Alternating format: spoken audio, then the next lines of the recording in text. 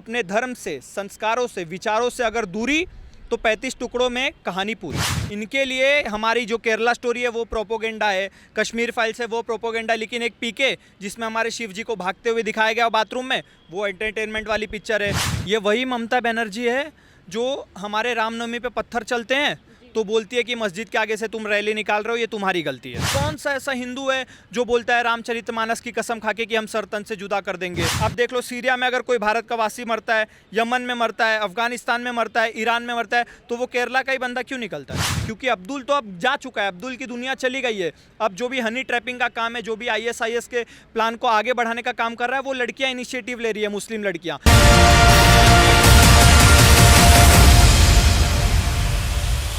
अभी हाल ही में रिलीज़ हुई द केरल स्टोरी की यहाँ पे जिक्र करना चाहूँगी कि तो आप इसका क्या कारण समझ रहे हो? जो केरला की इस वक्त सिचुएशन है उसका मुख्य कारण क्या है? केरला, ये सिर्फ जो भी कन्वर्जन हो रहा है वो सिर्फ केरला में नहीं हो रहा है, बंगाल में हो रहा है, बिहार में हो रहा है, और भी तमाम बहुत सारे भारत के राज्यों में हो रहा है, जिसमें से कश्मीर एक बेस्ट एग्जांपल था। जो कश्मीर फाइल्स हुई थी, जब वो रिलीज़ हुई वो भी कंट्रोवर्सी में आई, उसको भी प्रोपोगेंडा इन्होंने करार दे दिया। अब केरला फाइल्स आई, उसको भी इन्होंने प्रोपोगेंडा करार दे दिया।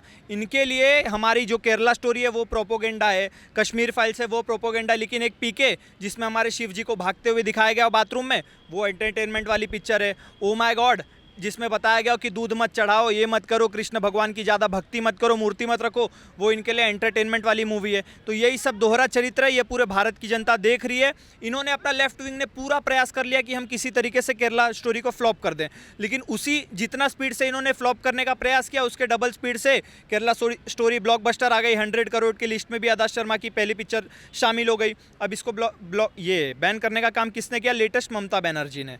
ये वही आप ही ने कहा था कि पश्चिम बंगाल में भी कन्वर्जन देखे गए हैं। ये वही ममता बनर्जी है जो हमारे रामनवमी पे पत्थर चलते हैं तो बोलती है कि मस्जिद के आगे से तुम रैली निकाल रहे हो, ये तुम्हारी गलती है।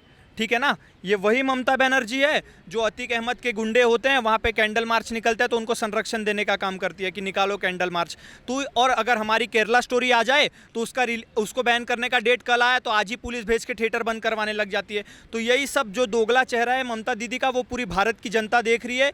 इसका जवाब सिर्फ और सिर्फ इनको वोट से ही दिया जाएगा। मैं तो बीजेपी से भी मांग करता हूँ कि केरला, जो बंगाल की इस वक्त स्थिति है, अगर बीजेपी कुछ कर सकती है तो वहाँ पे राष्ट्रपति शासन लागू करे, वरना बीजेपी भी किसी काम की नहीं है, वो भी नाकारा सरकार है मेरी नज़र। ममता ने जो बैन की है ये मूवी, उसके मुख्य कारण बताया कि उनको लगता है कि इस मूवी से जो है सांप्रदायिक हिंसा भड़क सकती है। तो आपका इसमें क्या मानना है कि वाकई इस मूवी में ऐसा कुछ है कि जिससे जो है एक विद्रोह वाली सिचुएशन आ जाएगी? मतलब यही एक ऐसा धर्म क्यों है कि इसके खिलाफ अगर कोई सच्चाई दिखाए तो हिंसा भड़क जाती है। इसके पहले फ्रांस में एक कार्टून छपा था, पूरे विश्व में आगजनी हो गई, लोगों को मार दिया गया, काट दिया गया। चलो यहाँ तो छोड़ दो, हमारे कश्मीर में जो हुआ था वो क्या किसी को नहीं पता? कश्मीरियों ने खुद आके सामने से बात की। जो उसका मेन मास्टरमाइंड था यासीन मलिक, उसने खुद ने बोला कि मैंने एयरफोर्स के ऑफिसरों को मारा है। तो मतलब वो सब भी फेक था। कश्मीर में जो भगाने वाले थे वो POK से नहीं आए थे, वो भारत की जनता थी। हमने भी कश्मीर फाइल्स पिक्चर देखी है, उसमें इस तरीके से चावल गिरा के बताया गया कि वो जो बंदा है वो चावल के डब्बे में बैठा है, जाके उसको मार दो। तो ये सब हमें नहीं पता। आप एक बात बताओ, कौन सा ऐसा हिंदू है जो बोलता है रामचरितमानस की कसम खाके कि हम सर तन से जुदा कर देंगे? या कौन सा ऐसा हिंदू है जो हनुमान चालीसा पढ़ के बॉम्ब ब्लास्ट कर देता है, सुसाइड अटैक कर देता है, सर तन से जुदा के नारे लगते? वो एक ही धर्म से होता है ना। केरला स्टोरी में साफ बताया गया है कि हमारी हिंदू बहनों को, हमारी क्रिश्चियन बहनों को बहला के, फुसला के, इस्लाम के बारे में अच्छा अच्छा बता के उनको सिर्फ और सिर्फ इस्लाम को मिसयूज़ करते हुए बुरखा पहनाया जाता है। पहले प्यार के झांसे में फंसाओ, बुरखा पहनाओ, सीरिया भेज दो हनीमून के बहाने। वहाँ पे हनीमून किसके साथ होता है? ISIS के टेररिस्ट के साथ। 20-20 लोग, 25-25 लोग रेप करते हैं, सेक्स स्लेव बनाया जाता है, और अगर वो लोग भागने की कोशिश करें तो उनको मार दिया जाता है। और ये मूवी की बात क्यों है? इसके पहले हमें नहीं पता। अब देख लो, सीरिया में अगर कोई भारत का वासी मरता है, यमन में मरता है, अफगानिस्तान में मरता है, ईरान में मरता है, तो वो केरला का ही बंदा क्यों निकलता है? पूरे भारत में मैंने तो कभी नहीं सुना कि कोई यूपी वाला मरा हो, कोई महाराष्ट्र से भाग के गया हो, आतंकवादी बना हो, यहाँ तक कि कश्मीर से भी कोई भाग के नहीं गया हो, आतंकवादी बना हो। वो भी जो भी हायरिंग होती है वहाँ पे सिर्फ और सिर्फ केरला वाले ही निकलते हैं। ISIS का हेडक्वार्टर एक तरीके से भारत में बनाने की साजिश थी 2047 तक, जिसको आदर्श शर्मा ने सुदीप्तो सेन ने, इस पूरे केरला स्टोरी की टीम ने उजागर करने का काम किया है। और मैं भारत की बहनों से कहना चाहूँगा, मेरा अब्दुल ऐसा नहीं है, मेरा अब्दुल ऐसा नहीं है कह के हमने अब्दुल के खिलाफ तो लोगों को जागरूक कर दिया, लेकिन कहीं ना कहीं इस मूवी ने उस सबसे हट के मेरी शकीना ऐसी नहीं है, मेरी शबनम ऐसी नहीं है, मेरी शाइफा ऐसी नहीं है, इस चीज़ को उजागर करने का काम किया है कि तुम अगर किसी लड़की से दोस्ती कर रहे हो तो उसके लिए भी ध्यान रखो, उसके लिए भी सतर्क रहो, क्योंकि अब्दुल तो अब जा चुका है, अब्दुल की दुनिया चली गई है। अब जो भी हनी ट्रैपिंग का काम है, जो भी ISIS के प्लान को आगे बढ़ाने का काम कर रहा है, वो लड़कियां इनिशिएटिव ले रही है, मुस्लिम लड़कियां, तो तुम्हें अच्छा बनाएंगी। इसीलिए किसी से भी दोस्ती करते वक्त उसको 100 बार जांचो, उसको 100 बार परखो। अगर वो 100 बार, 1000 बार, लाखों बार अपने भगवान की कसम खा रही है, अपने बुक की कसम खा रही है, फिर भी 1% भरोसा मत करना, क्योंकि लास्ट में वही होगा तुम्हारा, सीधा सीधा कहना चाहूँगा, अपने धर्म से, संस्कारों से, विचारों से अगर दूरी, तो 35 टुकड़ों में कहानी पूरी। जी सर, जिस तरीके से MP और UP में इस मूवी को टैक्स फ्री कर दिया गया, तो कहीं ना कहीं ये 2024 की तैयारी है, क्या लगता है आपको?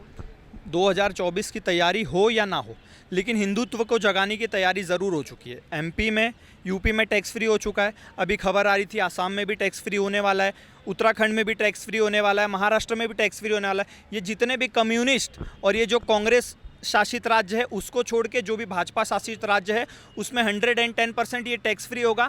सिर्फ टैक्स फ्री ना हो, अगर मेरे पास पैसे हैं जो मैं रोज़ डोमिनोज जाके पिज़्ज़ा खा लेता हूँ, बर्गर खा लेता हूँ, उसके पैसे एक दिन ना खा के किसी लड़की को मैं वो टिकट दे दूँ, जो हिंदू हो, क्रिश्चियन हो, सिख हो, उनको टिकट दे दूँ, वो जाके देख ले। शायद एक टिकट की वजह से एक लड़की जागरूक हो जाए या एक लड़की ISIS की टेररिस्ट बनने से बच जाए। ऐसे में सभी जिसके पास भी पैसा है, सभी संगठनों से ये विनती करना चाहूँगा कि वो कुछ ना कर सके, एटलीस्ट हमारे जो भी बहन हैं उनको टिकटें बांटे फ्री में, जो जाके देखें, जागरूकता उनके अंदर फैले और वो ISIS की टेररिस्ट बनने से बच जाएँ।